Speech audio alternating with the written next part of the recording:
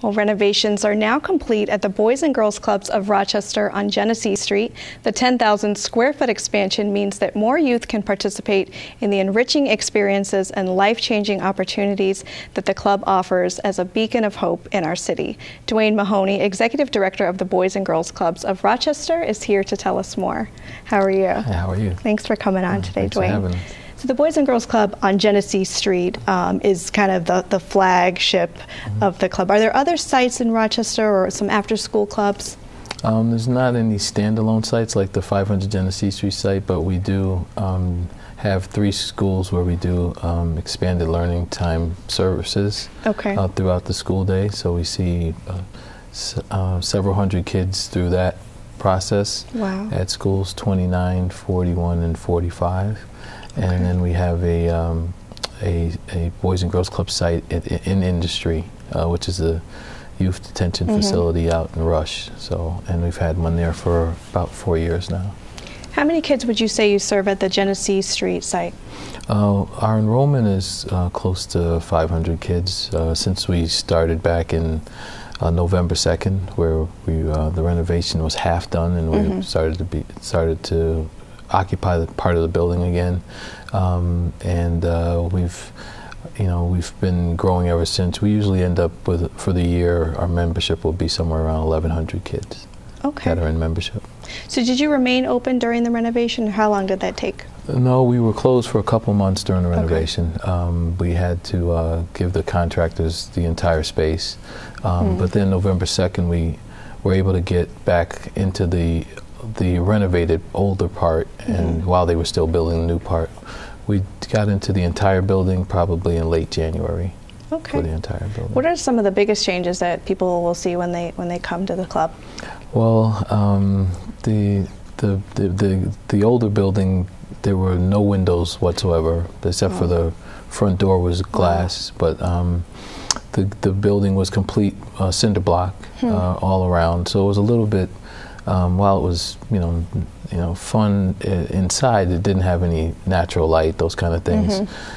So the expansion, even in the old part, we opened the front up with glass windows so people can see the actual activities that the kids are involved in. The dance studio and the art studio have glass fronts, so as people pull up, they can.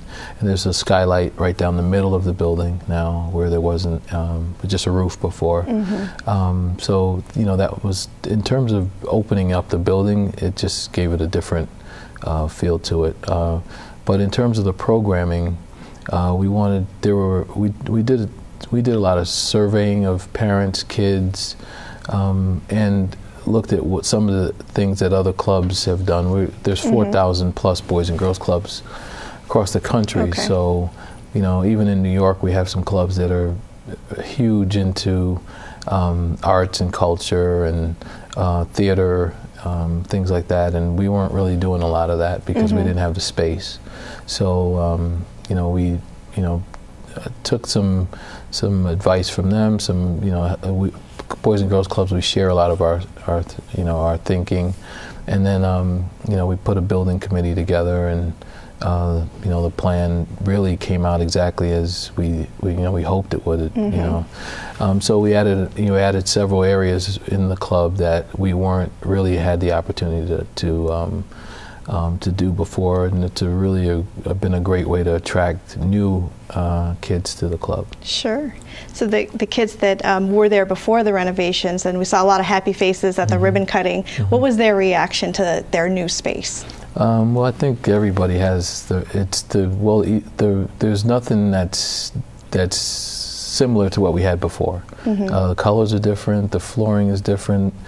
Even the rooms that we had before are bigger. We had a kitchen before, but this one is a newly renovated one, a newly renovated weight room.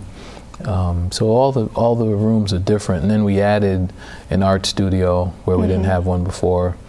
We added a second computer lab, but this one is Surface Pros and Apple products. So some technology upgrades. Yeah, we added a dance studio, we added a recording studio. So all those things we never, had before.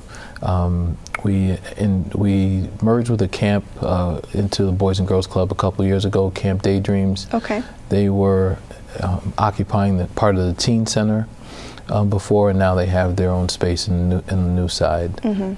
So, we were able to, just make it a little bit with the expansion a lot more easier for people to, maneuver around. And then also, we wanted the building to be something that we would eventually be able to have the community, when possible, use it in, for meetings, for all different types of things that we're getting requests for. Sure. So we're entertaining some of those that fit, because we always are interested in partnering with people when we can. Why is it so important to offer all of these activities and programs for youth after school and in the summer? Well, for us, as a Boys and Girls Club, we always are trying to follow the national strategy, but we also listen to. There's a great knowledge here in Rochester with the local funding sources from the United Way, the Rochester Area Community Foundation, City of Rochester, the county, and everyone, I think, agrees that getting kids into an after-school program, particularly when their parents are not available, kids are more likely to graduate. We are taking it also a step further, which is to follow the research done on some Boys and Girls Clubs throughout the country, that kids in a Boys and Girls Club that are offered what we call the optimal club experience, and that is, physical fitness. We have mandatory literacy programs at our club, and homework. Those are, in order to remain a member, those are necessary. But then you can join dance. You can, be part of the music, art, physical fitness, basketball teams. We help with a lot of different things, and so when kids get to experience all those offerings, they're more likely to do well in school. They're more likely to have a better character, and graduate. Graduate, which is what we want all kids to do. How do kids and families become part of the club? Well, we have a membership requirement. Membership is $11 a year. And then there are some programs that are additional. So if you're in the bitty basketball program that we're about to start for 6 to 12-year-olds, there's a $15 cost with that program.